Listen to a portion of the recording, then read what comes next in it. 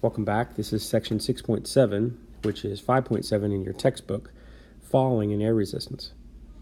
We've seen that air resistance is a friction force, and friction force always opposes motion. So whatever direction, say you're falling through the air, your wind resistance would act towards the up, whereas you are falling towards the ground. It's based on two different things. How much area is the wind hitting? So if you have something very narrow or designed where the air flows around it, you would have very low air resistance. So something like an arrow is very aerodynamic. Or something not aerodynamic, like a big sheet, like a sail, is going to be very unaerodynamic and is going to have lots of wind resistance, and that's what you're trying to do if you're a sailboat. So it depends on the object's area and its speed. If you remember, the more you move, the more friction moves with you. So if you rub your hands together slowly, you don't see a lot of heat. If you rub your hands together quickly, your hands warm up very fast because you are the friction force is a percentage of your speed or your motion. We'll see that later. So if you had a feather and a coin in the air, the feather would float to the ground, the coin would fall to the ground because the feather is catching the air as it's falling. If you were to perform this on the moon, which they did during the first lunar landing, according to Galileo, his supposition would be they would hit at the same time, and that's exactly what happened. You had a hammer and a feather, and they landed on the moon's surface at exactly the same time because there was no air in the way to flutter the feather on the way down.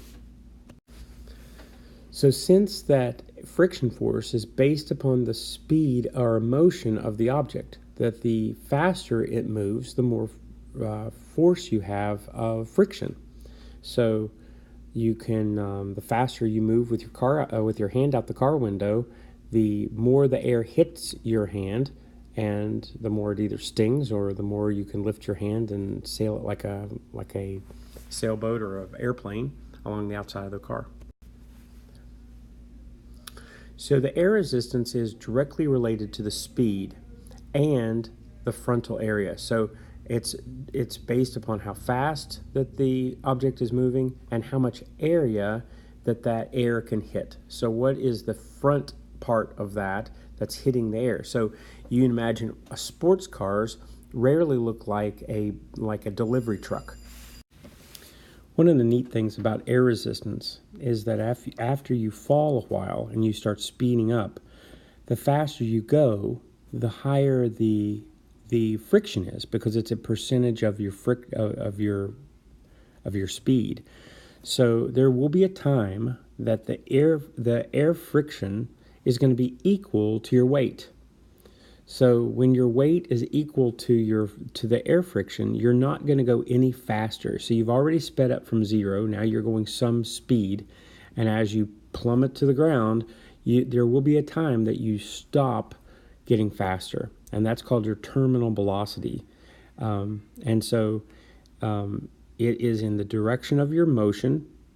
So you have a speed in a certain direction down if you're falling. And as you go, that you will not go any faster. So you're at constant speed because the forces are balanced. The friction force acting up is exactly the same as the weight going down, the Newton weight going down, and so you stop accelerating. So you'll accelerate from zero down up to some point called the terminal velocity, and then your speed will level off to constant. It'll be the constant speed. So if you have reached terminal velocity, you are no longer accelerating, but you're still going fast. You can go very, very fast, but you aren't getting any faster. So you have a zero acceleration, but not a zero speed. So skydivers also reach terminal speed when the air resistance that they're falling into is equal to the weight that's being pulled down by gravity. So that brings us to another question. If you were to drop a feather and a coin in the air, the coin falls faster. The feather floats down slower because the feather has more of its weight as a surface for the air to hit against. The coin has more of its weight internally and so it has less of a surface area to fall against. So if a coin were as thin as a feather, a coin would be as big as a trash can lid, but weigh very little. It would float and flutter just like a feather would. How you fall will depending on how fast you go too. So if someone is a skydiver and they want to go faster, they will actually dip their head and go straight like Superman, down straight like a bullet. Whereas if you want to go slower, you'll spread your body out more so that more air will hit you, just like a kite.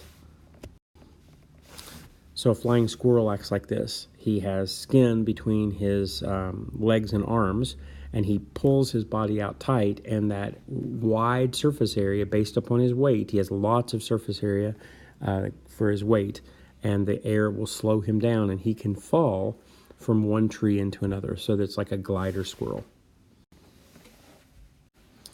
So if you want to be a skydiver, you need a parachute, and the parachute will increase the air resistance, and it cuts your terminal speed to about 15 kilometers per hour, and 15 kilometers per hour is slow enough for you to actually fall without breaking every bone in your body. So it slows you down, and as it slows you down, it's slow enough for you to actually fall onto the ground. And normally you would do a roll or something like that, but it wouldn't break your bones. So remember, it's not just the surface area, it's the speed. So if something's going faster, wind resistance will play a bigger role. So if you were to drop a basketball, say from the top of a very high dam or something like that, the wind could catch that basketball and float it some.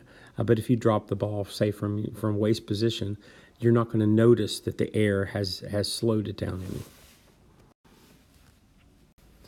So here's two balls about the same size, but their weights are different. So you have a foam ball and a golf ball, and the foam ball has more air resistance.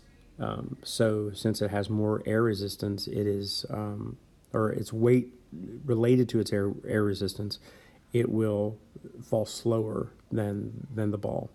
It's this reason that a heavier person will reach a higher terminal velocity before they have a consistent speed when they're falling out of an airplane. So the heavier you are, the faster you'll go before you reach terminal velocity. So here's a question: which experiences a greater air resistance, a falling piece of paper or a falling elephant? Okay, what do you think? So the elephant has more surface area, and so there's more air that's going to push on the elephant than would push on the paper. So even though that the elephant has more air resistance, its weight or the force pushing it is different than the paper. So the same air resistance on a piece of paper as on the elephant would keep the paper in the air, but the elephant, even though it has more, is still going to be falling faster than the paper.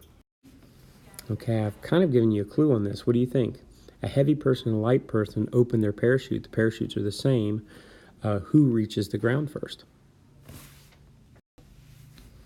The heavy person. Just like the feather, the light person has more surface area based upon their weight, and so they reach terminal velocity faster, and they don't fall as far, or don't fall as fast as the other one does. The heavier one would fall faster, reach terminal velocity later, and so be going faster as a result. So get there faster.